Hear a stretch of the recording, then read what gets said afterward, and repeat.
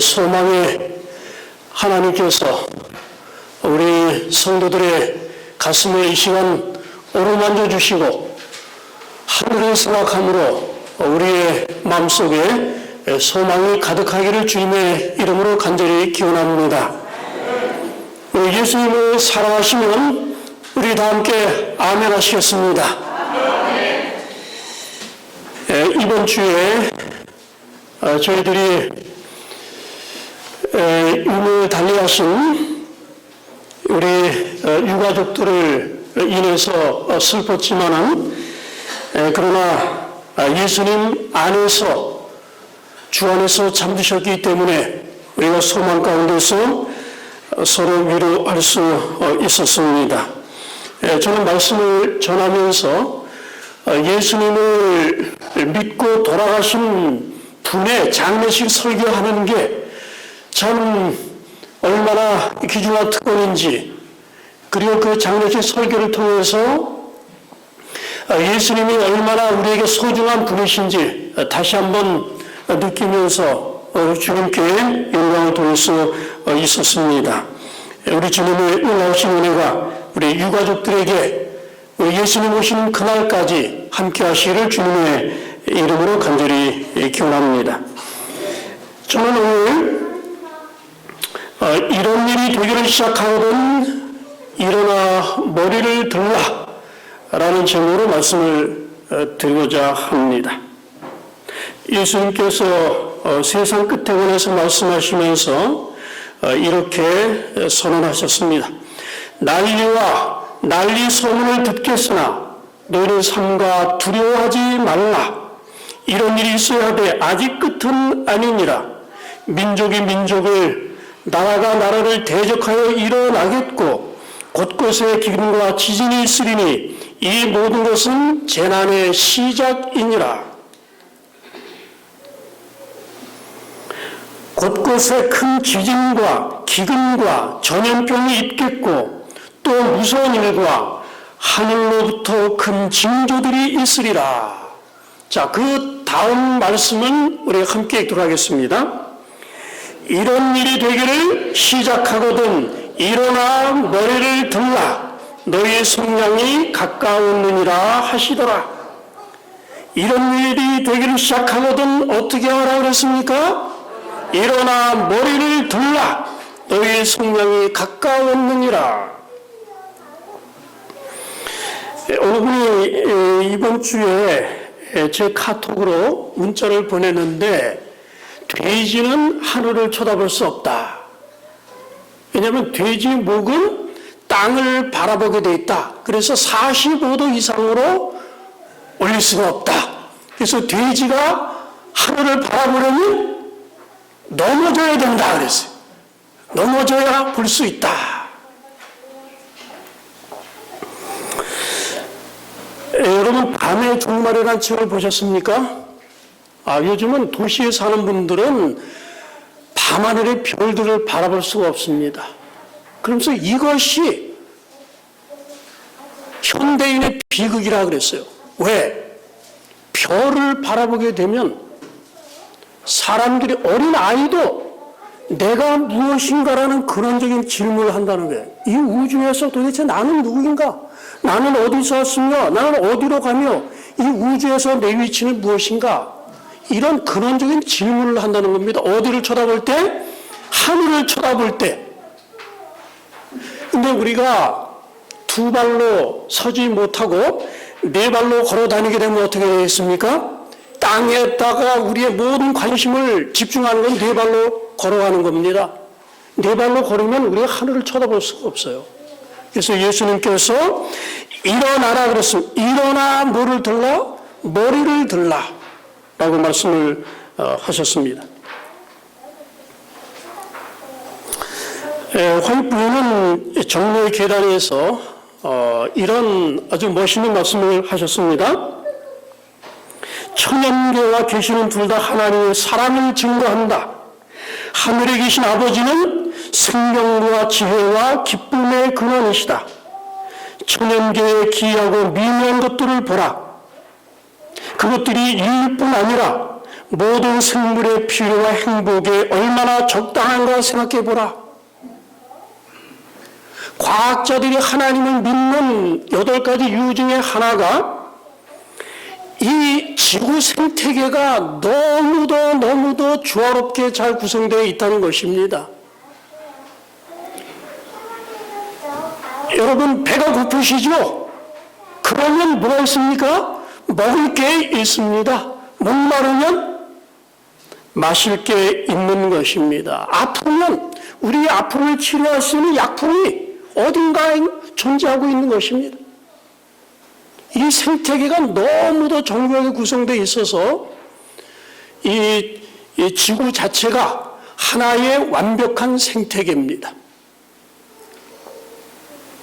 그래서 하나님께서 세상을 만드신 다음에 보시기에 심히 좋았더라 라고 말씀하셨습니다. 그리고 천사들도 하나님의 아들들도 기뻐 소리하였다. 이 분자세포 생물학을 연구하는 학자들의 책을 제가 좀 읽어본 적이 있습니다. 진화론을 믿는 사람들이 이 생명이 유지되기 위해서는 반드시 우연이 될 수 없는, 정말로 이건 기적에 가까운 일들이 우리 몸속에서 분자 수준에서 이 단백질을 만드는 분야부터 시작해서 도저히 확률적으로는 불가능한 일들이 이루어지고 있는 것입니다. 그래서 진화론자들도 뭐라 그러냐면 미러클이라는, 미러클, 기적이다, 이건 생명의 기적이다 그런 얘기를 합니다. 그런데 하나님께서 만드신 이 자연계 가운데서 우리 생명에 필요한 온갖 요소들이 다 갖춰져 있습니다. 이 지구는 정말 대단한 것입니다. 그래서 천문학자들도 어떤 분은 그렇습니다. 이 지구 같은 것은 온 우주를 다 뒤져봐도 없을 것이다. 정말 이 적당한 크기에, 태양과 적당한 거리에, 또 달이 있지 않습니까? 그 행성들의 배치 이런 등등, 수십 가지 조건들이 맞지 않으면 지구의 생명체가 존재할 수 없다. 그렇습니다. 여러분, 태양이 얼마나 멀리 떨어져 있을까요? 태양은 여러분 시속 100km로 달리면 몇 년이면 도착할 수 있을까요? 176년 동안을 가셔야 돼요. 그렇게 먼 거리에 태양이 있어요. 어마어마한 태양을 거기에 만들어 놓으셨는데 여기 태양빛이 도달하지 않습니까? 그런데 좀 더 가까이 두셨거나 멀리 두셨으면 이 기온 차이 때문에 생명이 존재할 수 없을 것입니다. 이 아리조나 주의 이 생태, 이 바이오스피어라 그래서 이제 앞으로 우리가 달에나 또 화성이나 그런 곳에다가 우리가 식민지를 건설하려고 하면 이제 지구 같은 환경을 만들어야 되지 않습니까? 인공적으로 그런 환경을 만들어서 실험을 했는데 제가 이 실험 결과를 읽어보았습니다. 아주 작은 공간인데 인간이 살 수 있는, 작업자직할 수 있는 그런 환경을 만드는 것이 너무너무도 힘들어요. 인간이 가지고 있는 거 다 동원해서 그 안에서 다 준비해가지고 하려고 그러는데 잘 안 되는 겁니다. 산소가 부족하고 등등 여러 가지 어려운 문제들이 있는데 하나님께서 만드신 자연계는 완벽했습니다. 그래서 인간이 타락하기 전에 자연계는 하나님의 성품을 반영했습니다. 그래서 이기심이 없는 사랑의 원칙이 피조물 사회를 지배하고 있었던 것입니다. 하나님의 사랑이 예수님을 통해서 피조물들에게로 가면 피조물들은 감사의 찬양으로 하나님께 그걸 되돌리는 겁니다. 동물들은 산소를 마시고 탄산가스를 배출을 하고 식물은 탄산가스를 마시고 산소를 내보내고 바닷물이 증발을 하고 그러면 구름이 형성돼가지고 육지에 비를 뿌리고 그러면 그 비가 다시 바다로 돌아가서 대기 순환이 이루어지고 이 정체되면 죽음입니다. 그래서 화이트 부인이 시대의 소망에 이기심은 곧 죽음이다 이렇게 말씀을 하셨습니다. 이 천연계가 그렇게 아름답게 하나님에 의해서 만들어지고 조화를 이루고 있었습니다. 그런데 여러분, 오늘 우리가 사는 이 지구를 한번 살펴보시기 바랍니다. 뭔가 처음의 이상과 많이 다른 것입니다. 창조주 하나님의 형상이 아니라 마귀의 성품이 반영된 것을 보게 되는 겁니다. 어느 곳에는 갑자기 홍수가 몇백 미리씩 쏟아 부어가지고 그 마을이나 도시가 초토화 되기도 하고, 그런데 어느 곳은 비가 1년 만에 내리질 않아요. 강한 것이 약한 것을 잡아먹는 그런 광경들을 우리가 얼마나 많이 보게 됩니까? 조화가 사라졌습니다. 태양에 문제가 생기고, 대기에 문제가 생기고, 물에도 문제가 생기고, 토양에도 문제가 생기고, 지구가 이 가파른 쇠퇴의 내리막길을 걷습니다. 제가 어린 시절만 해도 상황사원이 굉장히 뚜렷했습니다. 그런데 전에는 들어보지 못했던 뭐 엘니뇨니, 뭐 라니냐니, 뭐 등등 기후 패턴에 관한 이런 그런 말들을 여러분 듣지 않습니까? 이런 지구의 이 기상 이변들을, 또 자연계의 이변들을 살펴본 몇몇 학자들은 이렇게 얘기합니다. 자연계가 미쳤다 그래요. 자연계가 제 궤도를 벗어났다. 요즘엔 태풍도 거기다가 슈퍼를 붙여도 슈퍼. 슈퍼 태풍. 박테리아도 슈퍼 박테리아. 작년에 그 메르스, 제가 메르스 사태가 났을 때 한 과학자표를 보니까 우리나라에서 이제 메르스 창궐할 때, 그때 연구에서 나온 잡지에 보니까 그래. 지금도 과학자들을 잠 못 이루게 하는 바이러스가 있다. 그게 메르스 바이러스다. 그랬습니다. 근데 지금 또 무슨 바이러스가 생겨나고 있습니까? 지카 바이러스 생겨나지 않습니까? 여러분, 바이러스는, 우리 재림교회 학자의 바이러스는 하나님께서 만드신 게 아니다. 왜냐하면 바이러스는 철저하게 기생충이기 때문이다. 이심으로 사는 그런 생물을 하나님께서 만드실 수가 없다. 아마도 이 마귀가 어떤 이중 교배를 통해서 이런 것들을 만들어 냈을 것이다. 우리 천인계 가운데서 물론 이제 하나님의 형상도 볼 수 있지만은 마귀의 형상이 많이 바른 것을 보게 되는 것이, 왜 이렇게 됐습니까? 우리는 이 대쟁투 개념을 통해서 그걸 알게 되죠. 이 땅에 죄가 들어왔습니다. 로마서 5장 12절과 또 6장 23절에는 죄의 삭은 사망이라 그랬습니다. 지구에 대한 지배권이 마귀에게 넘어가 버렸습니다. 죄의 결과가 사람에게만 끼친 게 아니죠. 사람에게 다스림을 맡겨진 천연계 자체가, 지구 자체가 영향을 받게 된 것입니다. 가시덤불과 엉겅퀴가 생겨나게 되고, 동물이 인간의 주권에 반기를 들었습니다. 동물이 포악해지고,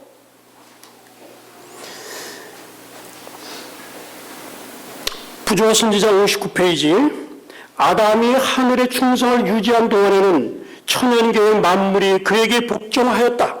그러나 그가 하나님의 율법에 반역하였을 때 하등 동물들이 그의 다스림에 반기를 들었다 그랬습니다. 그리고 이 세상 신 마귀가 이 지구를 장악하면서 지구를 황폐하게 합니다.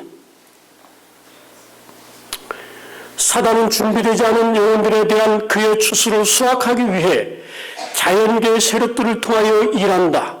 바다 육지에서 발생하는 사건들과 재난들 가운데서, 대참화 가운데서, 맹렬한 태풍과 두려운 우박을 동반한 폭풍 가운데서, 폭풍, 홍수, 열대성 폭풍, 해일, 그리고 지진 가운데서, 그리고 도처에서 일천가지 형태로 사단은 그의 능력을 행사하고 있다.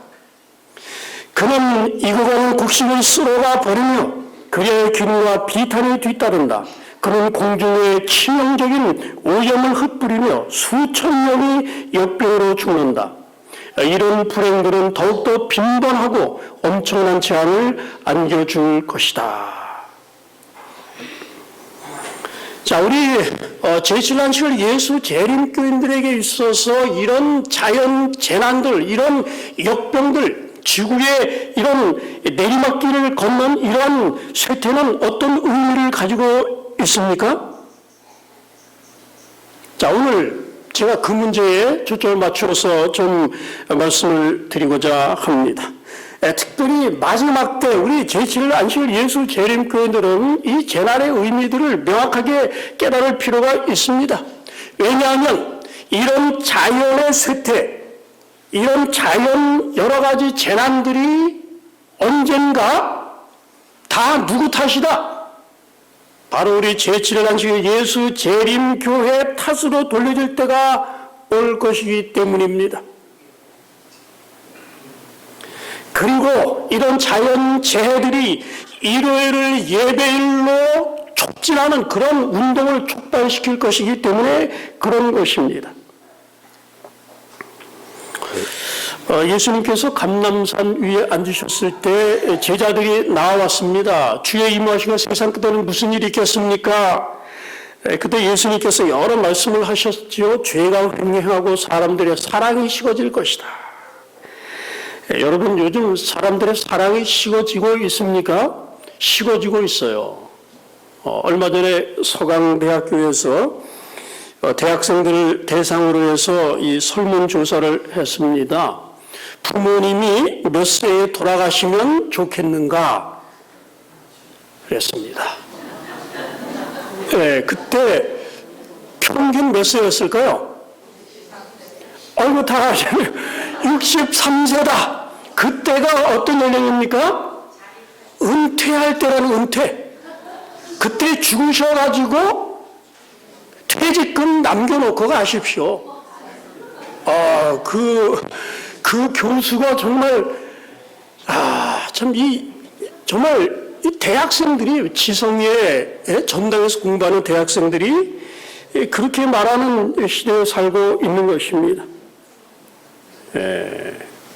우리 인간의 도덕성이 떨어짐과 아울러서 지구의 전반적인 위기가 닥쳐왔습니다. 쟁투가 만연하고 기근과 질병과 이 자연계의 붕괴와 혼란, 식량 문제, 연료, 물, 자원, 고갈 문제 등등 헤아릴 수 없는 많은 문제들이 1980년대 이래로 자연 재해가 3배가 증가했습니다. 엄청난 자연재해가 지금 발생하고 있는 것입니다. 여기 이런 말씀을 주셨습니다. 제어하시는 하나님의 영이 지금 세상으로부터 거두어지고 있다. 허리케인, 폭풍, 태풍, 화재, 홍수, 재난 등이 꼬리를 물고 신속히 일어난다. 과학은 이 모든 것을 설명하고자 애쓴다. 하나님의 아들의 오심의 가까움을 알리는 우리 주위에 점점 더 빈발하는 징조들은 참된 원인이 아닌 다른 원인에 의한 것으로 돌려진다. 사람들은 하나님의 종들의 이마에 인치기까지 내 바람이 불지 못하도록 억제하는 파수꾼 천사들을 분별하지 못한다. 그러나 하나님께서 천사들에게 바람을 놓으라고 명령하시면 글로 묘사할 수 없는 쟁투의 장면이 벌어질 것이다. 여기 중요한 말씀을 주셨죠. 재난이 증가하는 이유가 무엇입니까? 그 이유는 하나님의 성령께서 세상에서 떠나가고 있기 때문이다. 하나님의 성령이 왜 떠나고 계십니까? 이 세상에 죄악이 관여하기 때문입니다. 성령의 호소에 마음문을 닫기 때문에 하나님의 성령께서 떠나시고 계시는 것입니다. 사람의 마음에 하나님의 영께서 떠나시면 그 사람의 마음을 붙들고 있던 제어하는 힘이 사라져 버리는 겁니다. 그래서 마귀가 자기의 파괴적인 권세를 더욱더 크게 발휘할 수 있는 기회가 생기는 것입니다. 오늘 우리 시대는 그런 예언이 성취되는 것을 볼 수 있는 그런 시대입니다. 여기 화이트 부인이 그런 말씀하셨어요. 과학은 이 모든 재난을 설명하려고 애쓴다. 그랬습니다. 그래서 어떤 인과관계를 찾으려고 노력을 하는 겁니다. 그런데 쉽게 찾아내지를 못합니다. 엘레나에서 이 말은 얼마나 사실입니까? 1904년도 6월 28일자 남부의 파수꾼이라는 잡지에 화이트 부인이 놀라운 말씀을 하셨어요. 자, 이 말씀을 잘 들어보시기 바랍니다. 책임 있는 위치에 있는 사람들 자신들이 안식일을 무시하고 멸시할 뿐 아니라 신성한 강단에서 주일중 첫날의 준수를 백성들에게 촉구하면서 이 사람이 만든 제도를 위해 유전과 관습에 호소할 것이다. 그 다음에 있는 말씀입니다. 그들은 육지와 바다의 재난, 폭풍과 홍수와 지진과 화마에 의한 파괴를 일요일 신성하게 준수되지 않음으로 인해 하나님이 불쾌하셔서 내리시는 심판으로 가리킬 것이다. 여러분, 이 말씀 머릿속에 기억해 두시기 바랍니다. 이 재난들은 점점 더 증가할 것이며 재난에 재난이 신속히 잇따를 것이다. 그리고 하나님의 율법을 무효하는 사람들은 넷째 계명의 안식일을 준수하는 소수의 사람들을 세상의 재난을 가져다주는 사람들로 지목할 것이다. 자, 하나님께 대해서 반역하니까 자연재해가 쇠퇴해 가고 하나님의 성령께서 떠나시니까 자연재해가 빈발하는 것입니다. 이런 일이 기하급수로 증가하면 사람들 가운데서 일요일 준수를 강화해야 한다 하는 여론이 촉발될 것이다. 그리고 안식일 준수를 고집하는 사람들을 쳐 죽여야 한다 하는 그런 운동이 발생할 것이다. 우리 성남 중학교 성도 여러분들이시여, 과연 정말 이런 일들이 일어날 수 있을까요? 자, 여기 이 교황이 2015년도 5월 24일에 이게 프란치스코 교황이죠. 이 교황이 그 인사이클리컬이라고 하는 회칙입니다. 회칙. 회칙을 그가 발표했는데 하나님께 영광이 있을지어다 하는 그런 회칙을 그가 발표를 했는데 우리 재림교인들에게 대단히 중요한 회칙입니다. 세계 미디어가 이 회칙에 관심을 가졌습니다. 아주 놀라운 문서입니다. 이 범위가 어마어마하고 그 다음에 비전이 엄청 크고 또 세부적인 그런 계획들 명확합니다. 교황은 이 회칙은 이 세상에 사는 모든 사람에게 해당이 되는 것이다. 그러면서 이 세상의 모든 산업, 이 세상의 모든 경제, 이 세상에는 모든 자원의 할당, 이런 문제에 있어서 엄청난 변화를 요구한다. 누가 그런 얘기를 합니까? 교황이 그런 얘기를 해서 지금 빈부격차가 늘어나고 있고 사회 정의가 문제가 되고 지금 물질적 평등에 있어서 문제가 생기고 생태계는 지금 비탄에 빠져서 멸망을 향해서 나아가고 있다. 이 모든 것이 사람의 탐욕과 이기심 때문이다. 그래서 이제 환경 문제를 그가 다루기 시작합니다. 네, 이걸 읽어보게 되면 교황의 해결책과 성경의 해결책이 다릅니다. 우리 재림교인들은 이 세상의 문제는 어떻게 해결됩니까? 죄와 고통의 문제. 이것은 인간의 노력에 해결되지 않습니다.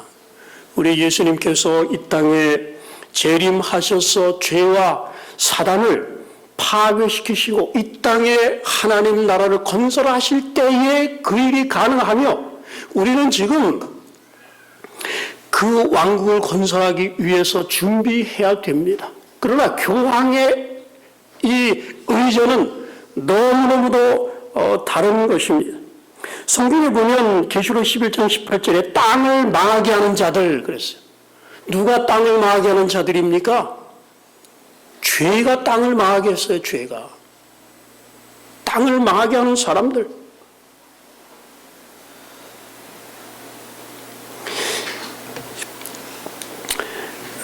교황이 회칙을 발표했을 때 이제 추기경들이 이제 그걸 낭독하고 그 다음에 전 세계적으로 이 환경 단체들이 쌍수를 들고 환영했습니다.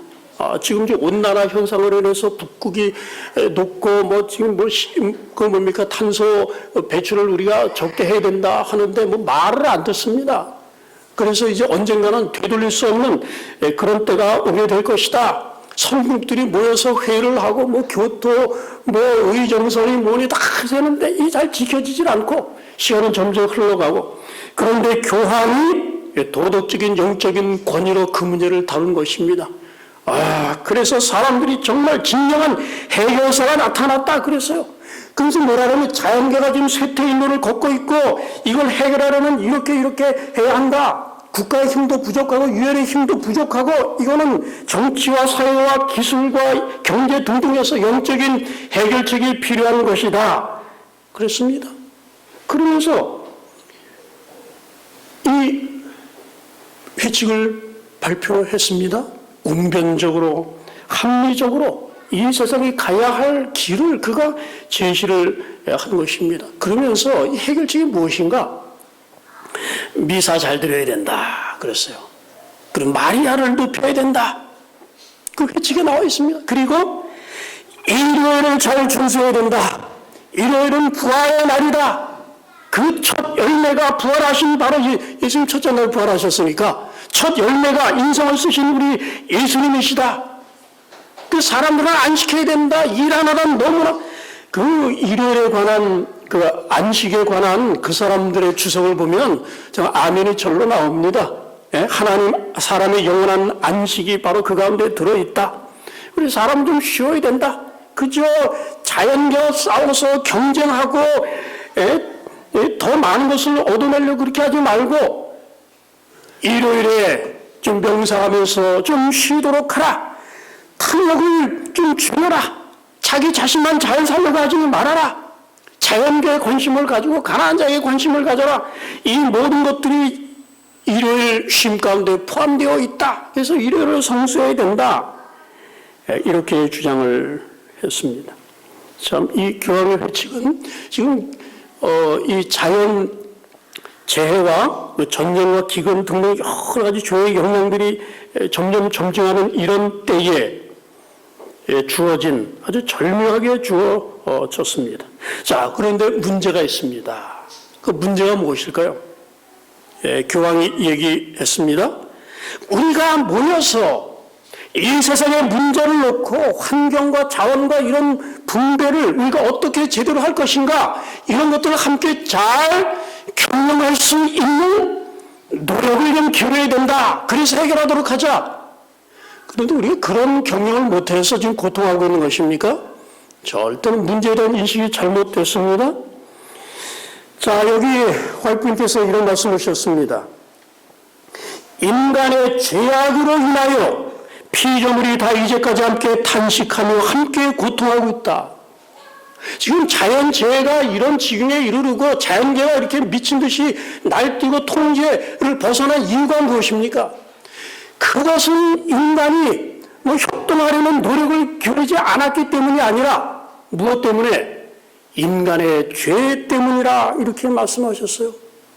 미국에서 동성애가 합법화되지 않았습니까? 온갖 죄악이 노아 시대에 그 이상 버금갈 정도로 난무하는 시대에 우리가 살고 있습니다. 그 원인이 바로 죄입니다. 이스라엘 백성들의 예에서 보시면 어떻습니까? 이스라엘에 가뭄이 들 때 왜 가뭄이 들었습니까? 저수지 만들지 않아서 그렇게 됐습니까? 하나님께로부터 돌아섰을 때 자연계가 인간에 대해서 반역했던 것입니다. 우리 경영 문제가 아닌 것입니다. 교황이 물론 환경 문제 선점을 한 거는 좋은 일이긴 합니다만은, 그러나 근본 문제의 해결책은 아닌 것입니다. 아무리 영적으로 기초된 경영을 통해서 지구를 잘 경영한다고 해도 죄의 영향을 되돌릴 수 없는 것입니다. 화이트는 말씀하시기를 급증하는 자연재해는 일요일 법률을 위한 발판을 마련할 것이다. 아까 제가 말씀드리지 않았습니까? 육지와 바다의 재난, 폭풍과 홍수와 지진과 화마에 의한 파괴를 일요일이 신성하게 준수되지 않음으로 인해 하나님이 불쾌하게 여기셔서 내리시는 심판으로 가리킬 것이다. 그랬습니다. 그러면서 넷째 계명의 안식일을 준수하는 사람들을 세상에 재난을 가져다 주는 사람들로 지목하게 될 것이다. 근데 아직 우리가 거기까지는 이르지 않았습니다. 자, 여기 화이트분이 세상에 임할 일에 대해서 말씀하시면서 우리는 위기 시대의 문호기에 서 있다. 하나님의 형벌 곧 전쟁과 유혈 사태를 수반하는 화재와 홍수와 지진이 꼬리를 물고 신속히 이르러올 것이다. 하나님께서는 더 이상 참으실 수가 없다. 이미 그분의 심판이 어떤 지역에서는 내리고 있다. 미국의 분명한 그분의 불쾌히 여기심을 다른 지역에서도 느끼게 될 것이다. 가장 끔찍스럽고 가장 돌발적인 재난들이 일어날 것이다. 그런 파멸은 꼬리를 물고 일어날 것이다. 엄청난 충격이 지구에 임할 것이며 큰 돈을 들여 세워진 위풍당당한 궁전들이 분명히 표의 무더기가 될 것이다. 지각은 지분의 내부에 숨겨져 있던 요소들의 분출로 인해 갈라질 것이다. 이 세상 역사의 마지막 장면들에서 전쟁이 일어날 것이다. 온역과 역병과 기근이 있을 것이다. 기품의 물들이 그들의 경계를 넘어 밀려올 것이다. 자, 여기 쓰나미가 밀려올 것이 예언되어 있습니다. 기품의 물들이 그들의 경계를 넘어 밀려올 것이다. 재산과 생명이 불과 홍수로 파멸될 것이다. 그렇습니다. 어떻게 기품의 물들이 밀려올까요? 물론 이제 지진도 그런 그 요인의 하나가 되겠습니다만은 우리 제1교회 어떤 분들은 이 소행성이 지구를 강타할 일이 있게 될 것이다 라고 예견하기도 합니다. 여러분, 소행성 직경 10km짜리가 지구를 향해서 돌진하면 어떻게 될까요? 너무나 크기 때문에 대기권에 충돌을 해도 다 타버리질 않습니다. 총알의 속도의 100배 속도로 이 땅에 충격을 가합니다. 그러면 즉시 직경 250km 내의 모든 생물들이 다 죽습니다. 그리고 모든 돌들이 다 증발을 하면서 그 깔때기가 통풍가 됩니다. 그리고 거기서 그 잔해들을 이제 하늘로 끌어올립니다. 그럼 쫙 끌어올라갔다가 하늘에서 이제 식어가지고 땅으로 떨어집니다. 높이 올라갔다가 쫙 널리 퍼지면서 그러면서 이제 불이 붙습니다. 그리고 이 성층권에 엄청난 양의 재가 올라가서 이제 햇빛을 차단하게 되고 핵겨울이 오고 그래서 사람이 멸망하게 될 것이다. 그렇습니다. 바다에 떨어지면 어떻게 되겠습니까? 1월 성신에는 징조가 있겠고 땅에서는 민족들이 바다와 파도의 우는 소리를 인하여 혼란한 중에 곤고하리라. 그렇다. 그것들은 그 경계를 넘어 멸망을 몰고 올 것이다. 그것들은 그 넓은 무리를 항해하는 배들을 그 살아있는 화물과 함께 삼켜 버릴 것이다. 그들은 회개할 틈도 없이 영원 속으로 급히 사라질 것이다. 밤의 이상중에 매우 감명 깊은 장면이 내 앞으로 지나갔다. 나는 거대한 불덩이가 아름다운 저택들 사이에 떨어져 순식간에 그것들을 태워버리는 것을 보았다. 여러분, 만일 내일 아침에 KBS 뉴스에서 한 천문학자가 3개월 후에 지구에 충돌할 소행성을 발견했다고 한다면 여러분 어떠시겠습니까? 정확하게 3개월 후에 지구에 충돌한다. 제가 한번 자동차 사고를 당한 적이 있습니다. 그 설악산에서 나오다가 그 눈길에 미끄러졌습니다. 갑자기 그 사륜구동차들이 그 눈길에 나타나니까 브레이크를 밟았어요. 근데 제가 이제 교회차를 타고 가는데 교회차는 ABS가 없는 겁니다. 근데 앞차들은 똑바로 가면서 속도가 계속 줄었습니다. 그런데 이 눈길이 100m 돼, 100m. 그렇게 그런 눈길이 있었는지 몰라요. 그래가지고 저는 엔진 브레이크를 밟았는데 그 짧은 순간에 쫙 갑니다. 속도가 막 주는데 가면서 차가 비틀어져 이렇게. 그 한 10초 정도? 정말 끔찍합니다. 그 충돌 코스로 가는 뼈이 비틀어져 가지고 그래서 밑에 이제 도랑으로 떨어지려고 하는 찰나에 이 가로등을 정면으로 이 옆으로 탁 들이받아가 가로등이 꺾어지고 그런, 여러분, 충돌을 얘기할 때 그 공포는 이루 말할 수 없습니다. 근데 만일에 그것이 발견 3개월 후에 떨어진다 그러면 어디에 떨어질지 모르잖아요. 그 엄청난 돌이. 성경에 보면은 사람들이 지상에 임할 일을 생각하면서 무서워하면서 기절하리라, 이렇게 말씀을 하셨습니다. 어떤 분들은 그렇습니다. 정말 일요일 법령이 내릴까? 요즘같이 미국이 인권을 중시하는 나라 아닙니까?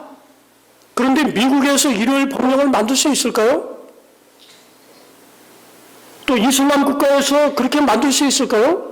거의 불가능하게 보입니다. 그러나 여러분, 이 자연재해 또 혁명을 연구하는 그런 책들을 연구해 보면은 이 자연재해가 인간이 감당할 수 없을 만큼 그런 수준에 도달하게 되면 사람들의 기존관념이 다 깨진다는 것입니다.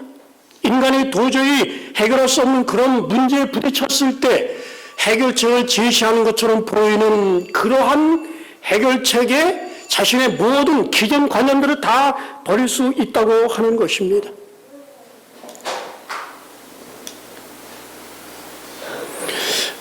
이것이 1977년도 이 포르투갈의 파티마라는 곳에서 이 성모 마리아가 나타난 그런 이제 장면에 대한 그림입니다. 20세기는 성모 마리아가 좀 많이 나타났어요. 그래서 마리아가 눈물 흘리고 뭐 피가 흐르고 뭐 그런 얘기를 많이 우리나라 전주 뭐 수녀원에서도 그런 일이 있었고, 그런데 이게 파티마에서 이제 내가 몇 년 몇 월 며칠에 내가 나타날 것이다 했는데 진짜 나타났다 그럽니다. 그래서 태양이 막 빙빙빙 돌고 하늘에서 막 비가 내리고 뭐 이런 얘기가 있는데 사제들이 1991년도 가톨릭 신부들이 이 마리아를 아주 특별히 위해서 활동하는 사람들이 있는데 마리아가 나타났습니다. 그러면서 뭐라 그러냐면 끝에 보면 내 아들아 그래요. 내가 온 세상의 단위로 곧 온다. 여전히 구원받기 원하는 자들을 위해 큰 이적을 베풀 것이다. 마리아가 직접 그런 이야기를 했다는 것입니다. 여러분, 마리아 이 사진 정말 아름답습니까? 아름답습니다. 그런데 마귀가 정말 성경 가운데서 정말 아름다운 헌신의 모델인 이 마리아를 통해서 역사한다는 사실이 정말 소름 끼치는 것입니다. 이 가톨릭 교인들에게 있어서 이 성모 마리아, 이 모성애를 가지고 있는, 거기서 가지고 있는 정말 그 헌신과 사랑은 저와 여러분들이 상상하기 힘듭니다. 그래서 우리가 너무 마리아를 직접적으로 공격하는 좀 삼가야 됩니다. 그런데 그 예쁜 아름다운 이 헌신의 얼굴인데 그 뒤에 누가 있습니까? 마귀가 있는 것입니다. 근데 마리아 사진을 보면 마리아가 항상 어떻습니까? 아기 예수를 안고 있어요. 예수님이 계속 아기야. 그럼 누가 필요합니까? 이게 고도의 이 아주 계산된 그런 수법입니다. 그러니까 마리아가 있어야 돼. 어린 아이 예수님, 어린 아이가 뭔 일을 하시겠습니까? 이제 마리아가 언젠가 세상 문제의 해결서로 나타날지도 모르는 것입니다. 그래서 여기 보니까 성례전, 성찬식, 마리아의 신성성, 일요일 쉼의 복됨 이런 등등. 그러면서 나중에 뭐라 그럴까요? 자연재해가 막 계속 더 많이 발생을 하면 그거 봐 내가 뭐라 그랬느냐? 내가 지금 이미 얘기했지 않느냐? 미사 잘 드리고 성례전 잘 지키고 마리아 숭배 잘하고 그 다음에 착취에 대해 사람을 해방시키는 일요일 준수하라 그랬는데 하지 않았지 않느냐? 그러니까 하나님이 노하신 것이다. 내가 벌써 전에 얘기했지 않느냐? 이렇게 얘기할 수 있을까요? 여러분, 그런 가능성이 굉장히 상존하는 것입니다. 그런데 교황이 얼마나 신경이 썼냐면 세상 사람을 향해서 그렇게 하라고 했는데 거기에 대한 이의를 별로 제기하지 않았던 사실에 정말 놀라움을 금치 않을 것입니다. 우리 제7안식 예수 재림교회가 이제 그때 상당한 어려움에 직면하게 될 것입니다. 사랑하는 여러분, 우리 주님이 오신다는 징조가 도처에 있지요. 우리의 의무는 정말 명확합니다. 교황이 우리 가난한 사람들을 돌봐야 된다 그럽니다. 환경 돌봐야 된다. 그런 사람에게 동정을 실천해야 된다. 가장 가난한 자들, 가장 작은 자들에게 사랑의 의무를 실천하는 일을 잊지 말라. 우리가 그렇게 해야 됩니까? 우리가 그렇게 해야 됩니다. 그것이 인간 문제 해결책은 아닙니다. 그러나 그렇게 하면서 우리가 예수님의 강림을 선포하고 우리 주님의 구원을 선포해야 할 것입니다. 교황은 전 세계적인 본의의 비전을 가지고 지금 일하고 있습니다. 우리 그에 비하면 한 줌에 불과한 우리 제7안식 예수 재림교는 어떻습니까? 우리도 또한 원대한 비전이 있지 않습니까? 모든 나라와 족속과 방언과 백성에게 전할 영원한 복음을 가지고 있는 교회가 바로 우리 제7안식 예수 재림교회입니다. 교황의 이러한 활동과 이러한 해칭은 우리로 하여금 깨어나라고 하는 그러한 외침인 것입니다. 저는 가톨릭 한마디로 말하면 가톨릭에서 가장 많이 쓰는 단어가 뭐겠습니까? 평화입니다. 평화. 좋죠? 왜 평화라고 했을까요? 여러분, 아주 느낌이 아주 안 좋습니다. 왜냐하면 로마 당시에 평화가 있었으니까 팩스 로마에 의한 평화입니다. 지금 가톨릭이 평화하는 건 뭡니까? 로마 총주에 의한 세계의 평화입니다. 우리 재림교회는 뭡니까? 우리는 소망입니다. 이 세상은 정말 헤어진 옷처럼 점점 낡아져 가고 있는데 이 모든 만물을 새롭게 하실 수 있는 분, 바로 그분이 예수 그리스도이신 것입니다. 이 소망을 가진 백성 얼마나 극명하게 대조가 됩니까? 인간의 어떤 약으로도 낫게 할 수 없는 슬픔이 세상의 때가 가까이 이루고 있다. 하나님의 성령은 떠나가고 있다. 바다와 육지에서 재난은 빨리 계속하여 일어나고 있다. 얼마나 자주 우리는 지진과 태풍의 소문, 화재와 홍수로 인한 인명과 재산의 손실에 대한 큰 소문을 듣는가? 표면상으로 이 재난들은 인간이 전혀 제어할 수 없는 무질서하고 불규칙한 초면의 힘에 변덕스러운 분출인 것처럼 보이나 그 가운데서 하나님의 목적을 읽을 수 있다. 그것들은 하나님께서 남녀들로 하여금 일어나서 저희 위험을 느끼게 하는 매개물들이다. 여러분, 자연재해가 발생할 때 우리 자신을 살펴봐야 됩니다. 나는 그때를 위해서 준비되어 있는가? 우리 주님께서 이제 세상에서 눈을 돌려 하늘을 쳐다보라고 하시는데 정말로 큰 재앙들이 계속해서 발생할 터인데 하나님께서는 재난을 통해서 우리의 눈을 하늘로 향하게 하시고 마귀는 이런 재난들을 통해서 온 세상을 하나로 묶는 서로 상반된 목적들이 이루어지는 것입니다. 여러분, 영적인 눈을 떠서 지금 세상에 어떤 일이 벌어지고 있는지를 잘 보셔야 되는 것입니다. 마태 24장 8절에 보면 이 모든 것이 재난의 시작이니라. 세상 징조를 말씀하시면서 이 모든 것이 재난의 시작이니라. 여러분, 이 재난이라는 말이 뭐냐면 벌스팽입니다. 아이 낳을 때 느끼는 그 고통을 말하는 겁니다. 이 모든 것이 아이 낳을 때 겪는 고통의 시작이니라. 우리 예수님이 그렇게 말씀하셨어요. 우리 집사님들 다 이제 아기 낳아보지 않으셨습니까? 이 통증이 알지 못한 시간에 딱 찾아옵니다. 처음에는 작게, 그 다음에 좀 한참 후에, 그 다음에 조금 더 세게, 그 다음에 조금 더 짧은 시간에 또 한 번, 점점 주기가 짧아지면서 강도는 더 강해져요. 이게 바로 산통입니다. 자, 우리 주님께서 뭐라고 말씀하셨습니까? 이 세상의 모든 자연 재해들이 처음에는 약한 강도로 빈도가 별로 없었는데 앞으로는 점점 더 빈발하면서 강도는 더 세질 것이다. 아기 낳을 때 어떻습니까? 막 소리 지르지 않습니까? 막 소리 지르고 말이야. 낳기 직전에 막 어떤 사람은 뭐 죽여달라고 그러기도 하고 그런다 그러더라고요. 그런 고통이 있습니다. 근데 지금 여러분 그 소리가 지금 들리고 있습니까? 들리고 있어요. 여러분 이 자연재해 이런 소리를 이 산통으로 들으셔야 돼. 산통은 앞으로 뭐가 있다는 겁니까? 새 생명이 태어난다는 겁니다. 이 낡은 지구는 이제 사라지고 하나님께서 새하늘과 새 땅을 만드실 것이라고 하는, 여러분 이 자연재해의 그 울부짖는 그 소리 가운데서 새 생명의 탄생소를 여러분 들으셔야 돼요.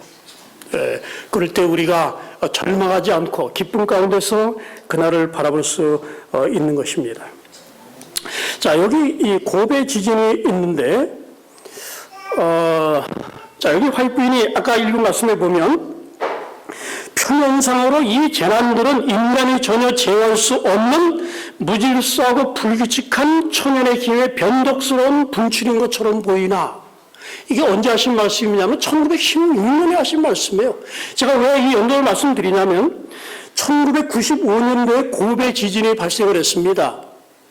그러니까 화이트부인이 이 말을 하신 지 80년 만에 고베 지진이 발생을 했는데, 그때 1월 7일에 발생을 했는데 1월 30일자 타임지에 난 기사예요. 제가 그 기사를 보니까 거기 아주 중요한 의미심장한 단어를 발견했습니다. 여기 뭐라 그러냐면 지진에 대해서 말하면서 지진은 비선형 역학으로 움직이는 변덕스러운 짐승이다. 이렇게 얘기를 했어요. 그러니까 선으로 가는 게 아니라 랜덤입니다. 지 멋대로 럭비공처럼 이랬다 저랬다. 여러분 지진 예보 일본에서 가능하다고 생각했어. 산에다가 지진 예보기를 곳곳에 꽂아놓고 그 다음에 미진이 발생하고 그 다음에 조금 더 지진이 계속 빈발하면 이거 큰 게 온다.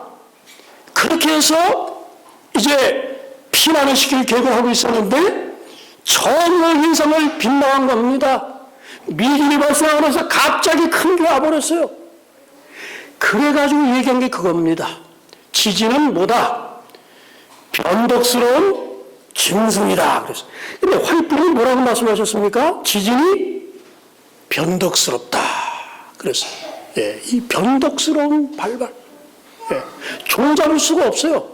근데 과학이 이 사실을 알지 못했는데 나중에 알았습니다. 근데 화이트부인이 그렇게 말씀을 하셨어요. 그래서 제가 정말 화이트부인이 남원교회 선지자라고는 알았지만 정말 80년 전에 어떻게 과학자들이 그 움직임을 보면서 이건 변덕스럽다. 그래서 변덕스러운 말을 쓰는 화이트부인이 몇 년 전에 썼습니까? 그 말을 80년 전에 그 말을 쓰신 것입니다.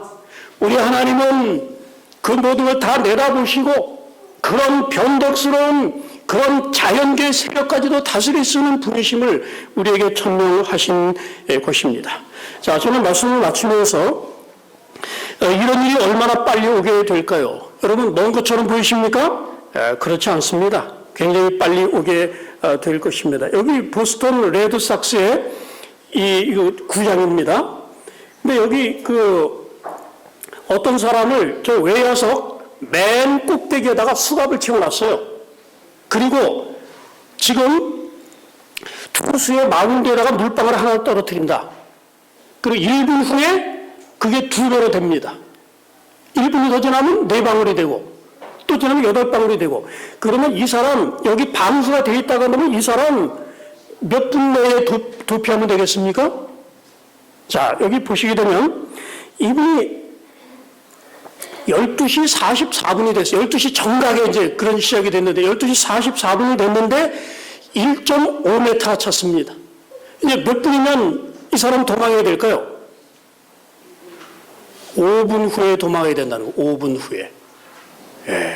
왜냐하면 1분이 지나면 1.5m 3m가 되고 1분이 지나면 6m가 되고 또 1분이 지나면 12m가 되고 또 1분 지나면 24m 또 1분 지나면 48m가 돼요. 그래가지고 이 구성이 완전 그러니까 이 기하급수적인, 화이트부인이 이렇게 말씀하셨습니다. 큰 변화들이 우리 세상에 곧 발생할 것인데 마지막 운동들은 매우 급속할 것이다. 그렇습니다. 우리가 생각했던 것보다 빨리 이런 일들이 일어나게 될 것입니다. 이 해리 트루만이라는 사람이 미국의 대통령은 아닙니다. 근데 이 사람이 유명해진 것은 세인트 헬렌 산이라는 워싱턴주에 이게 산이 있는데 이 기슭에서 평생을 살아온 사람입니다. 근데 1980년도에 이 산에서 이제 대형 분화 조짐이 있다. 과학자들이 100% 폭발한다. 근데 이 사람이 그 폭발 예상 진로의 한가운데 있어요. 산 기슭에. 어디 호수가 있는데 호수 그쪽으로. 그래서 그 학자들이 와서 당신 피하시오. 공무원들이 와서 피하시오. 가족들이 피하시오. 나는 안 피한다. 내가 지금 평생 살아왔는데 말이야. 그게 뭐 일어난다고 하지만 한 번도 일어난 적이 없다. 안전하다 말이야. 호수도 있고 뭐 호수로 들어오면 끝이지 말이야. 그래가지고 안 나가면서 미국 신문의 이 대사 몇 달 동안 이 사람이 영웅이었습니다. 그러다가 갑자기 1980년 5월 18일에 엄청난 분화가 일어납니다. 예. 그래가지고 이 산 한쪽 면이 완전히 무너져가지고 그리로 밀려왔어요. 그래서 그 사람 시체도 못 찾았어요. 그게 죽어버렸습니다.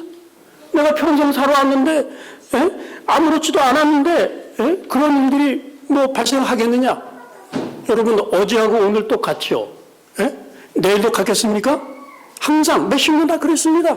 그러나, 여러분, 어느 날 갑자기 페이스가 빨라지고 우리가 준비할 시간이 없게 될 수도 있는 것입니다. 여러분, 자연재해 가운데서 우리가 이 대자연의 산통소리를 들어야 됩니다. 우리 준비해야 됩니다. 열심을 내야 됩니다. 전 세계를 향해서 외쳐야 합니다. 더 많은 열성을 가지고 우리 주님을 섬겨야 되겠습니다. 자, 이제 4월은 우리가 전도의 달입니다. 우리 성도들께서 열성을 가지고 우리가 가진 이 위대한 이 재림 기별을 가지고 우리도 어떻게 됩니까? 거기에 카운터 운동을 일으켜야 됩니다. 우리가 가진 위대한 이 소망, 전 세계의 경고의 기별을 외치는 이 위대한 소망 가진 것 얼마나 자부심 있고 얼마나 중차대합니까?